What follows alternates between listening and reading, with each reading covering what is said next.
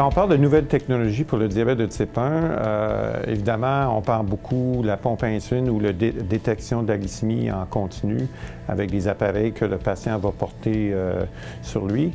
Donc, actuellement, qu'est-ce qu'on a? Ce sont des pompes qui vont être programmables. Ça veut dire que tout va être mis en place pour qu'on ajuste les doses d'insuline, soit dans la journée ou lorsque le patient mange et doit avoir l'insuline.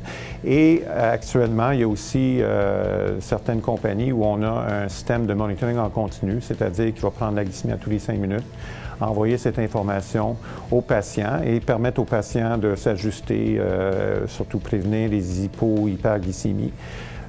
Ça, c'est qu'est-ce qu'on a actuellement, mais très bientôt, il va y avoir développement de ce côté-là.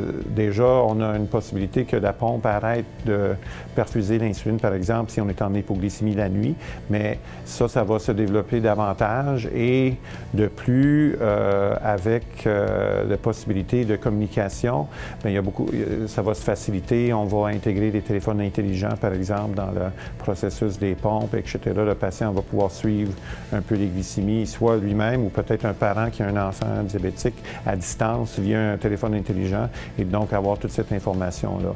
Donc tout cela se développe très rapidement et aussi, si on veut, la capacité des capteurs de fonctionner mieux puis les pompes d'être plus précis.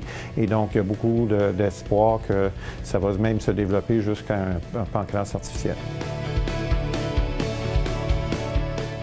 L'insuline est disponible depuis presque 100 ans, depuis la découverte au Canada de l'insuline. Et donc, lorsqu'on parle de nouvelles insulines, ce sont des insulines qu'on a modifiées pour avoir des caractéristiques qui ont des avantages pour les patients. Donc, par exemple, si on parle d'insuline basale, donc une insuline qu'on veut qui soit stable et dure vraiment 24 heures. Jusqu'à maintenant, les insulines qu'on avait ne répondaient pas à ces critères-là, mais les nouvelles insulines qui viennent de sortir, on parle d'une glargine ultra concentrée ou une autre insuline qui s'appelle le Degludec qui est disponible en Europe, qui devrait l'être au Canada bientôt. Ce sont des insulines qui durent vraiment 24 heures, ont beaucoup moins de variabilité que les anciennes insulines ou les insulines qu'on utilise maintenant, et donc on peut mieux ajuster. Et en général, dans les études, les gens ont moins d'hypoglycémie pour le même contrôle, donc des avantages chez les patients. Quand on parle d'insuline nouvelle rapide, les insulines rapides qu'on a actuellement ne sont pas si rapides que ça. Ça prend souvent on s'injecte, ça prend une demi-heure avant d'avoir un pic d'action, puis 40 minutes, 1 heure pour avoir vraiment toute l'action. Mais les nouvelles insulines vont s'absorber plus rapidement.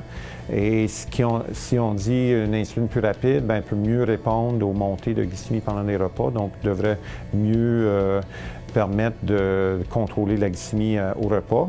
Et si on intègre ça dans les pompes à insuline, bien, les pompes à insuline vont être plus performantes parce qu'ils vont pouvoir changer plus rapidement le débit d'insuline et l'effet de l'insuline. Donc, ça ouvre beaucoup d'espoir pour le traitement futur des patients de type 1.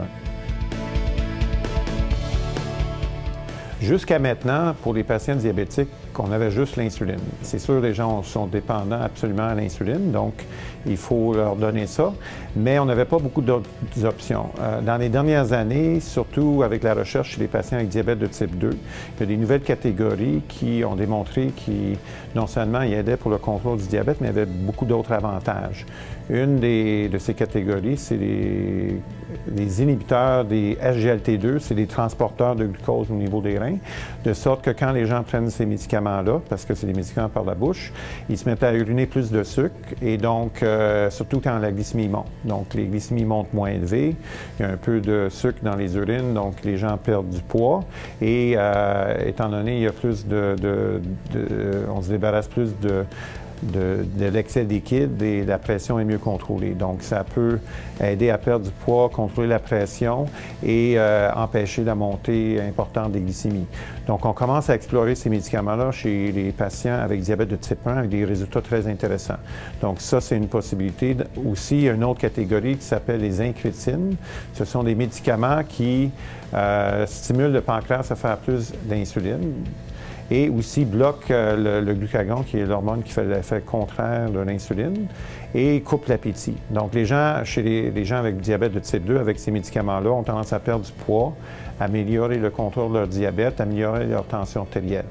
Et donc, on a exploré ça chez les type 1 et on voit un peu les mêmes genres d'effets positifs chez les patients type 1, même si eux ne sécrètent pas de l'insuline. Donc, des petits avantages contrôle du diabète, mais perte de poids, amélioration de la tension artérielle sans avoir plus d'hypoglycémie. Donc, possiblement, dans le futur, on va pouvoir combiner ça chez les patients avec type 1. Et il y a aussi d'autres médicaments en recherche actuellement.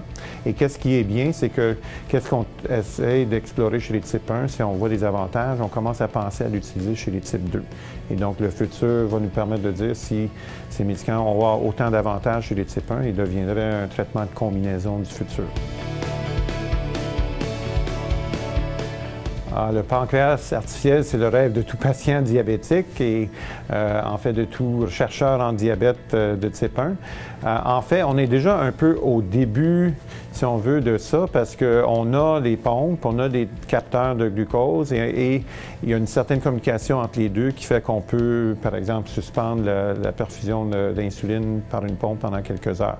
Mais là, quand on parle de pancréas artificiel, c'est que vraiment, on va ajuster complètement le traitement du diabète, l'insuline, via les glycémies qui sont détectées par l'appareil. Donc ça progresse et il y a beaucoup de recherches sur comment intégrer les changements de niveau de glucose pour changer que ce soit la perfusion d'insuline ou les bolus d'insuline, de sorte qu'éventuellement, on veut vraiment un pancréas artificiel.